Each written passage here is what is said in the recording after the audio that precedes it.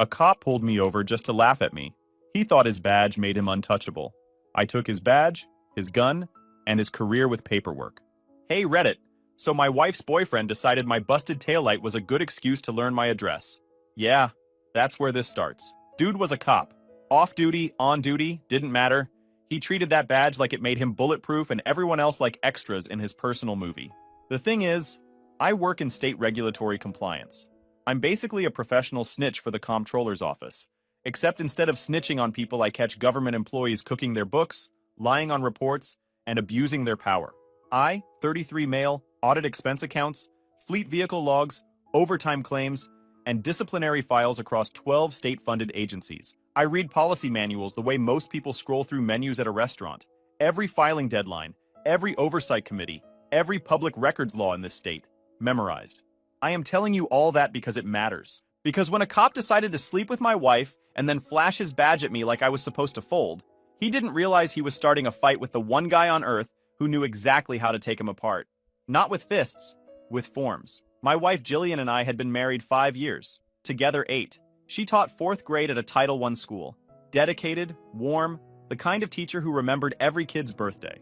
We had a 3-bedroom ranch house, 2 paid-off cars, and a golden retriever named Nux, who was absolutely convinced he was a lapdog, despite weighing 87 pounds. Anyway, the taillight. I was driving home from work on a Wednesday in March and got pulled over maybe 6 blocks from my house. Blue lights in the rear view, the whole show. I pulled over, parked, rolled my window down. The cop who walked up looked like a recruiting poster came to life. 6'2", jawline like someone drew it with a ruler. Department sunglasses on, even though the sun was basically already down. Badge number 4417. I clocked both details because that's literally what pays my mortgage. Noticing stuff other people don't. License and registration.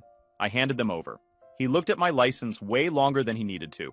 Looked at it, looked at me, looked at it again. Something shifted behind those sunglasses. This flicker of recognition I couldn't make sense of yet. Dorian, you live on Ridgecrest? I do. He handed everything back. No citation. Didn't even run my plates. Or at least didn't seem to. Just hit me with this look I couldn't place at the time, but would later figure out was somewhere between amused and possessive. Taillights out. Get it fixed. Then he leaned on my doorframe all casual, like we were neighbors shooting the breeze. You know, people don't realize how much I can see about them in 2 clicks.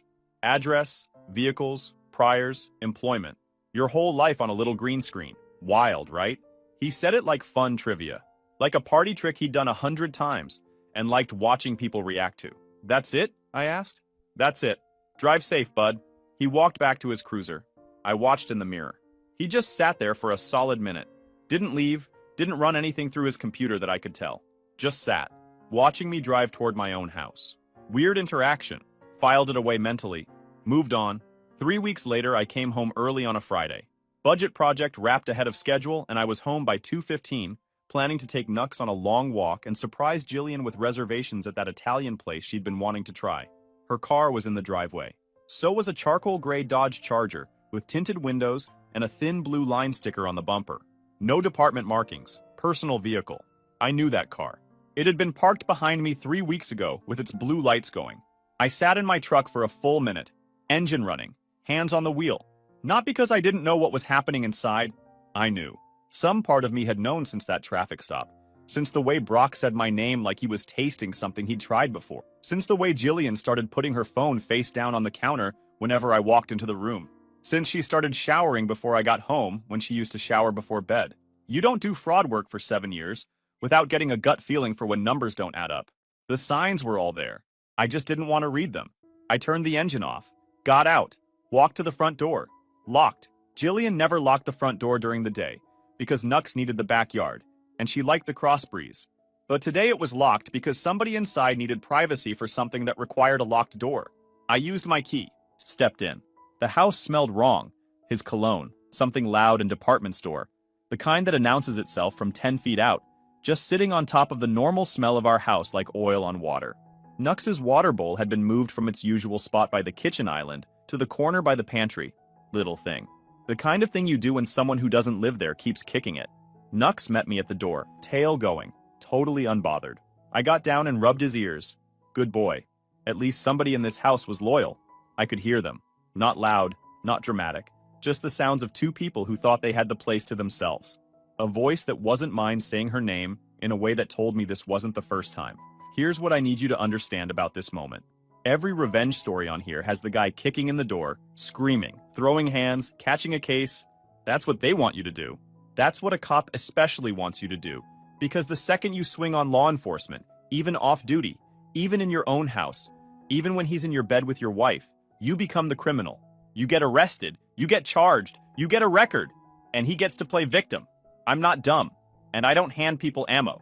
I walked back outside, sat on my front porch, snapped a picture of his charger in my driveway, time-stamped, picture of the front door, picture of our house number clear from the street.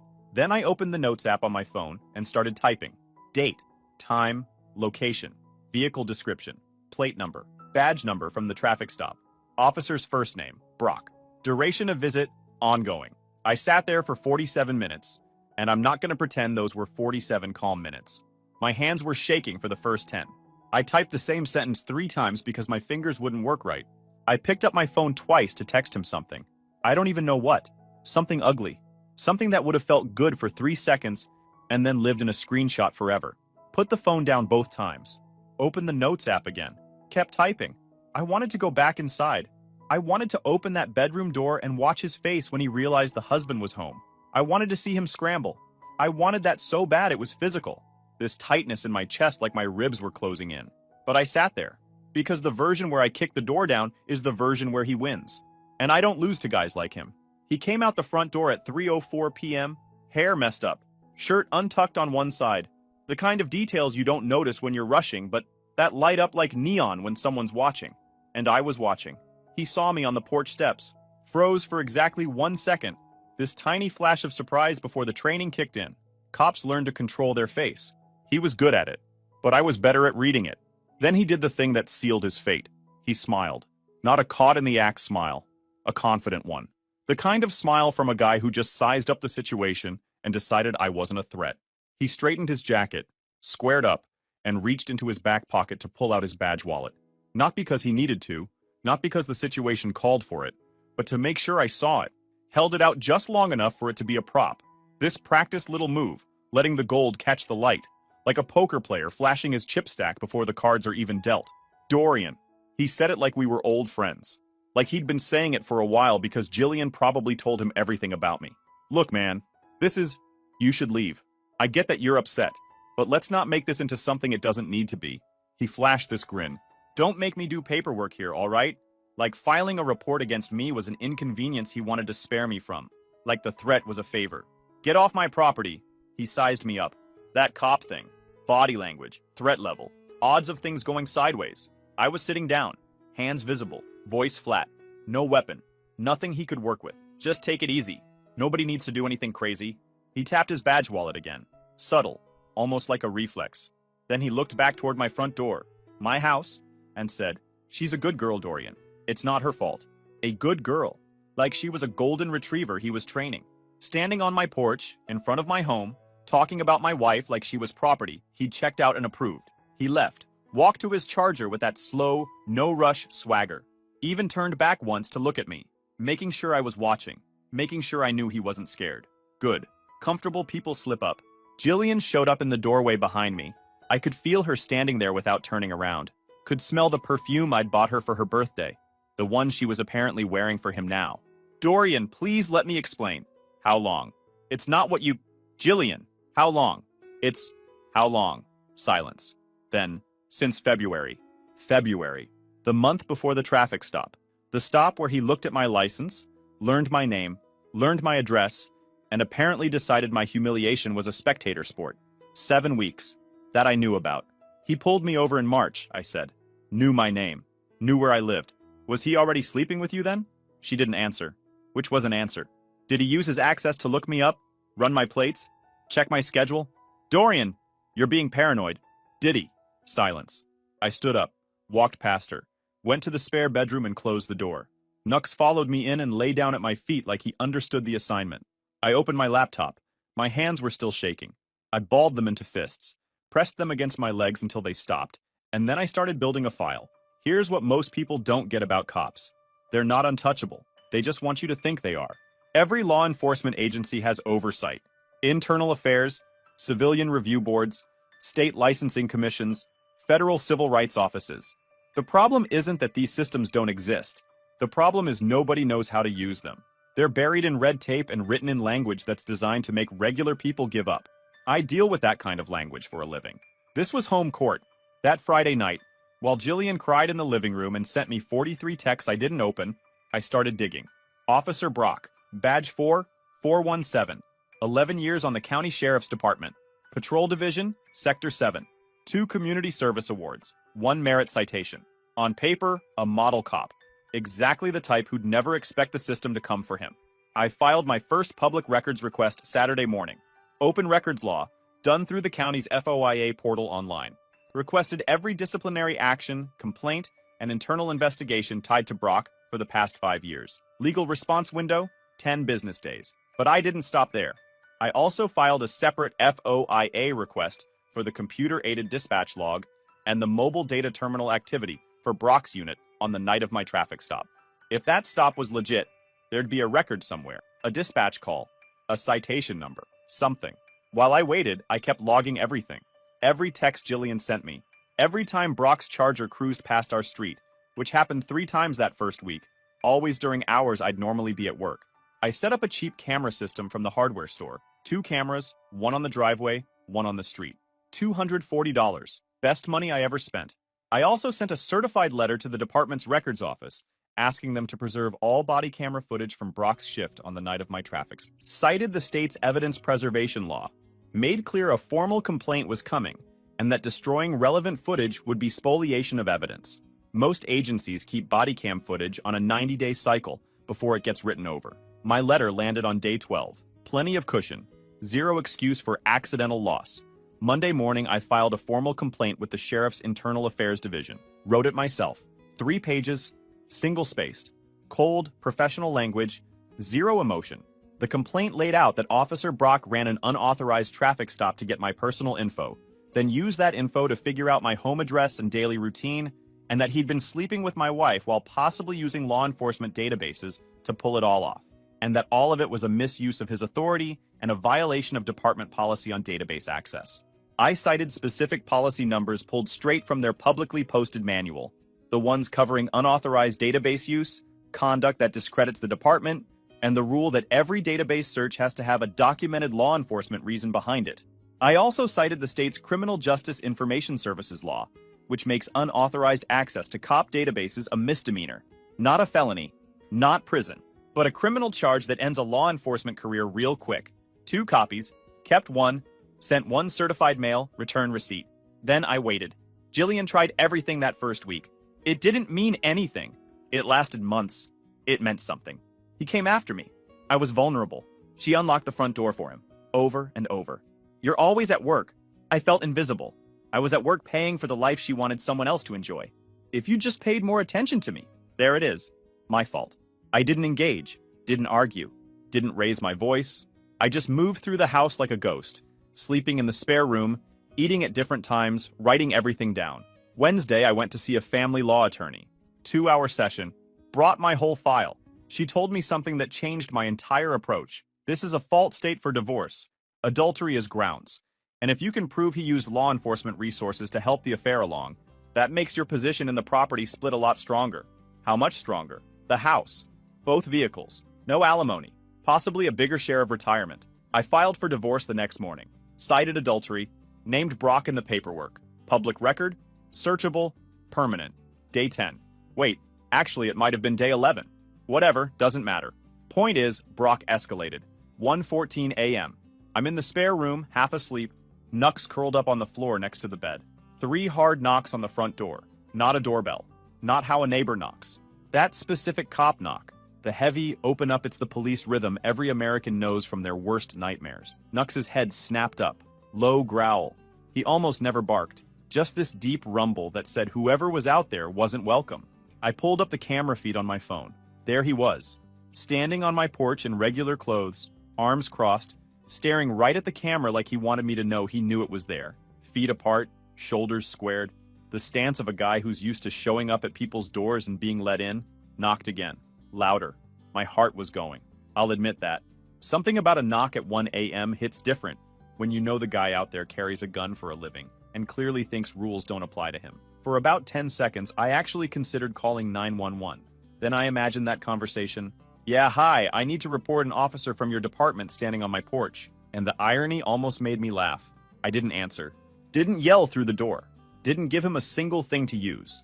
Just hit record on the camera and started a voice memo with the time and date. He stood there 4 minutes, shifted his weight, checked his phone, then leaned toward the door and said, "Loud enough for the camera to catch clean? Just wanted to check on you, brother. Make sure you're doing okay. That's all. Welfare check, right? That's what we do, brother." And then framing a 1 a.m. visit to my house as a welfare check, giving himself cover language in case anyone asked later. Then he said something quieter, but the mic got it. "Don't make this harder than it needs to be, Dorian. I know people. You don't want this becoming a thing? I know people." The go-to line of a guy who's used power as a personal weapon so many times it comes out like breathing. He left after 6 minutes. I saved everything. Time-stamped. Logged. Nux put his head back down but kept one eye on the door for another hour. That footage became Exhibit B. The CAD log came back before the full FOIA response. 5 pages. And one detail blew the whole thing wide open. Brock's traffic stop the night he pulled me over was logged as self-initiated.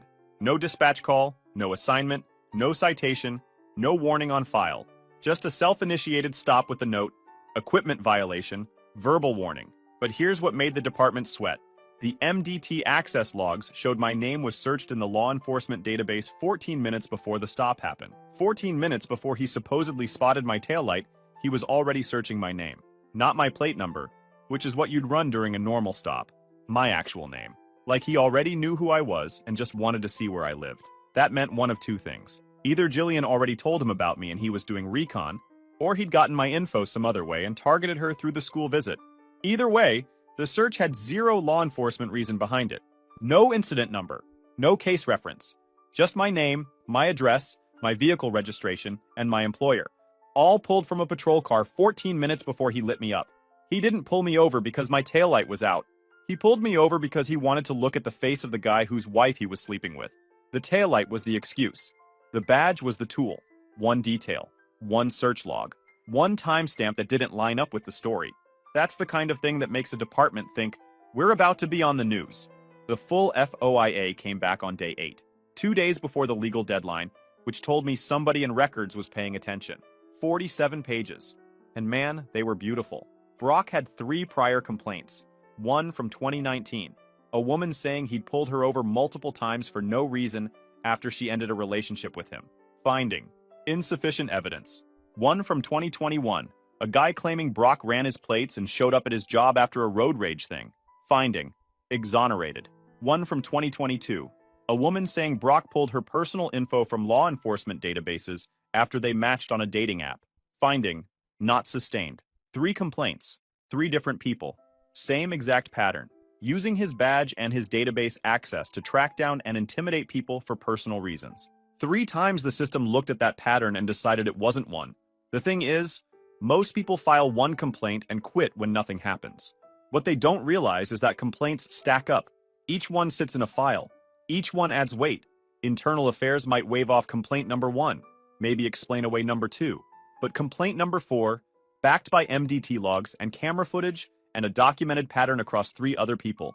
That's the one where somebody finally says, we've got a liability problem. Liability. That's the word that actually moves things in government. Not justice, not fairness. Liability. I put together a follow-up filing for my IA complaint. Attached the FOIA results. Drew direct lines between the old complaints and what happened to me. Used the same formatting I'd use in audit reports that go to agency directors and state legislators.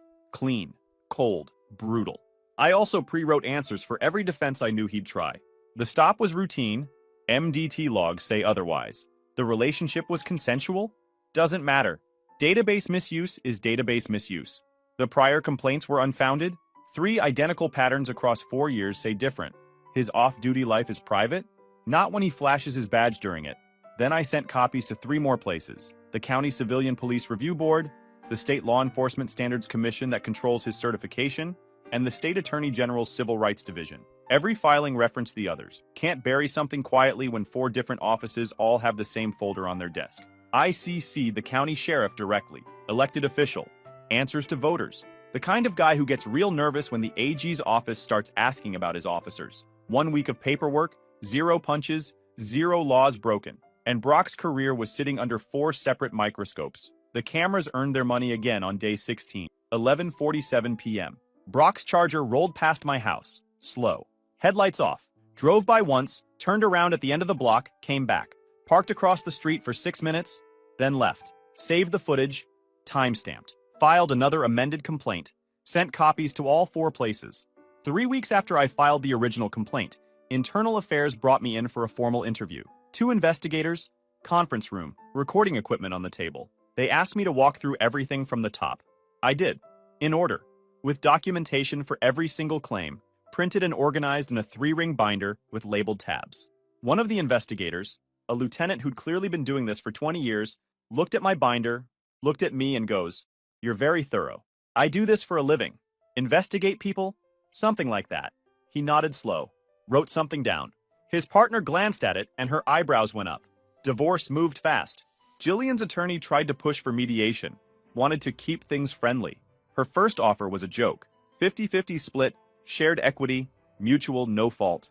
As if the guy named in the divorce filing wasn't currently under 4 active investigations. My attorney hit back with our counter. The house, both cars, full retention of my retirement accounts, no alimony either way. She keeps her personal stuff and her teacher pension. Clean cut. Jillian's side called it unreasonable. My attorney sent over the binder, including the diary entries I'd found on Jillian's iPad. She'd been journaling the whole affair in her notes app like it was a confessional. One entry from late January, before I even knew his name. Met someone, came into the school for a safety presentation, couldn't stop looking at him, felt guilty the whole drive home. Texted him anyway.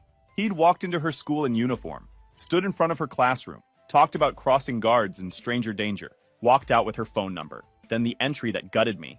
From March, the night of the traffic stop. B pulled D over today. Said it was hilarious. Said D had no idea. I feel terrible but also alive for the first time in years. B pulled D over. She knew about it.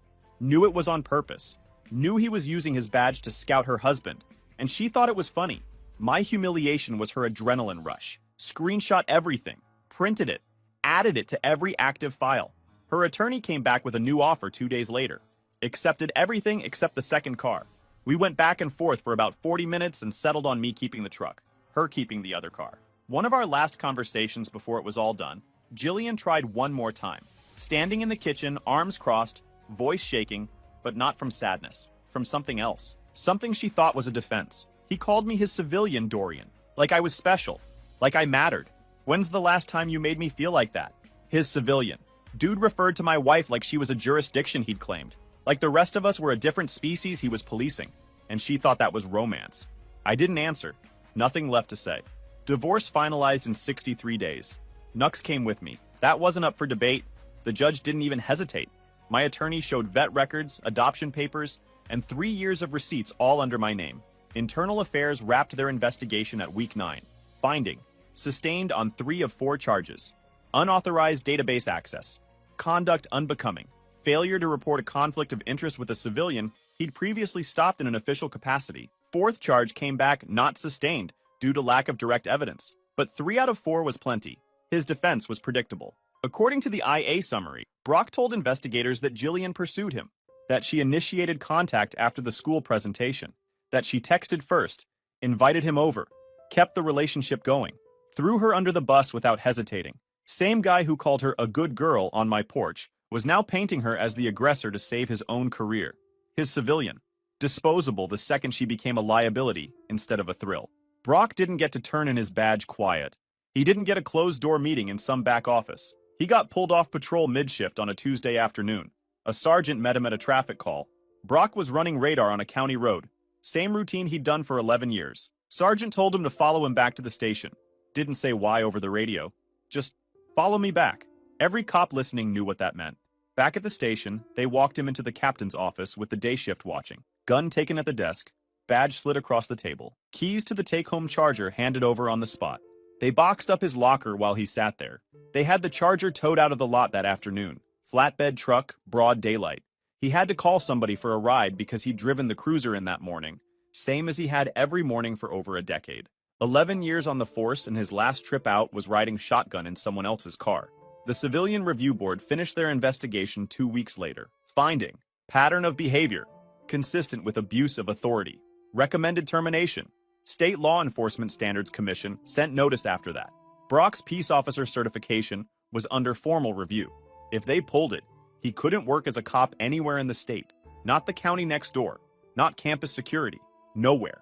4 filings, 4 investigations, and the guy who held his badge out on my porch like a hall pass from God was sitting at home with no badge, no gun, no paycheck, and no future in law enforcement. I didn't swing, I filed. House sold in 19 days. I walked away with enough to put a down payment on a 2-bedroom condo in a gated complex with security cameras I didn't have to install myself. Nux adjusted right away. He didn't care about square footage. He cared about who walked through the door. I threw myself into work. Took on the audit nobody wanted. 3 agency procurement review, 11,000 pages of vendor contracts, found $340,000 in duplicate payments, and a contract officer funneling bids to his brother-in-law's construction company. Criminal referral. The guy resigned before charges landed, but the agency got the money back. That's what I do with pain. I file, I organize, I find patterns. When I'm done, something broken works again. My director bumped me to senior analyst. 15% raise, my own caseload. Brock's disciplinary hearing happened 4 months after the suspension. Outcome was public record. Termination. Effective immediately. Lost his benefits. Permanently ineligible for rehire at any county agency. State Licensing Commission moved 3 weeks after that. Certification revoked. A documented pattern of database misuse and conduct inconsistent with the standards required of certified peace officers. Done. Not just fired from one department. Locked out of the entire profession. Every agency in the state would see that revocation the second they ran his name. He started applying for private security gigs. 3 firms turned him down because the revocation showed up in their background checks. Eventually, he picked up shifts doing loss prevention at a retail store. Badge to name tag. Cruiser to break room. The union tried to fight it. Filed a grievance. Wanted arbitration. But arbitration means reviewing the evidence. And the evidence was a 4-inch stack of paperwork that told a story even the friendliest arbitrator couldn't spin. They dropped it 6 weeks in. His ex-wife, turns out Brock had already been divorced 3 years before any of this, filed to change their custody arrangement based on the termination. Used the same public records I'd created. I wasn't involved at all. But the documentation had taken on its own life by then, floating through systems I never meant it to reach. That's the thing about truth. Once you put it into the system, it goes where it goes. You don't have to push. Just make sure it's accurate, organized, and out there. The fallout came in waves. Brock cut Jillian off 3 days after his suspension. No conversation, just stopped answering. She found out through a co-worker's husband who knew someone at the department that he'd called her a liability and told IA she was the one who pursued him. His civilian. Special, right up until the moment she cost him something. The school pulled her into a professional conduct meeting 2 weeks after the divorce filing hit public records. Small town district, everybody talks. The principal framed it as concerns about classroom focus. But what she really meant was 2 parents had already requested their kids be transferred out of Jillian's class. Her grade level team stopped including her in lunch plans. Someone removed her from the 4th grade teachers group chat without a word. She resigned at the end of the school year. Didn't wait to be pushed. Moved back in with her parents. 31 and starting over from 0. Her parents mailed me a letter 3 months after the divorce. Said they were sorry, that they'd raised her better. I read it once, folded it, put it in a drawer. Brock tried reaching out once, 8 months after his termination. Handwritten letter, forwarded through my attorney. First paragraph. Dorian, I know you probably don't want to hear from me, but I need you to know that what happened between me and Jillian was never about disrespecting you. I take full responsibility. Full responsibility. Interesting line from a guy who said, "Don't make me do paperwork," while standing on my porch uninvited. Also interesting from a guy who told Internal Affairs the whole thing was her idea. Didn't read the rest. Sent it to my attorney with instructions to fire off a cease and desist. 14 months after the divorce, I met Josephine at a compliance training seminar. She investigated fake insurance claims for the state commission. We started talking during a coffee break about audit methods. Most people's eyes glaze over when you bring up audit methods. Hers lit up. 3rd date, I told her everything. The whole ugly story. She listened without cutting in. Then she goes, "So you fought a cop using regulatory compliance procedure?" Pretty much, yeah. That's the most attractive thing anyone's ever said to me. She wasn't kidding. And I knew right then this was somebody who saw the actual me, not the version Jillian wanted me to be. 2 years later, we bought a house together. 3 bedrooms, yard big enough for Nux to do laps, and a shared home office because we both brought work home and neither of us felt bad about it. Last month, I was at the hardware store grabbing lumber for a bookshelf Josephine designed. Nux was in the truck with the windows down, tongue out, living his absolute best life. Turned a corner in the fastener aisle and almost walked right into him. Brock, red polo and khaki, name tag on his chest, working the floor at a home improvement store, which I guess was a step up from checking receipts at retail. He recognized me instantly. I watched it happen.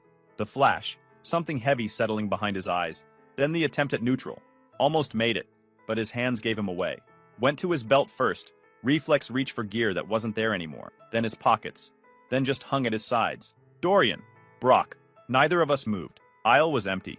Just us and 40 feet of stainless steel screws. He looked different. Smaller somehow. Not physically. The swagger was gone. That confidence you get from knowing you've got a badge and a gun and a whole institution behind you. Without all that, he was just a dude in a polo shirt who needed a haircut. Name tag just said Brock. First name. No title, no badge number. Just Brock. The most ordinary version of a guy who used to think he was untouchable. Look, he started. I'm just here for deck screws.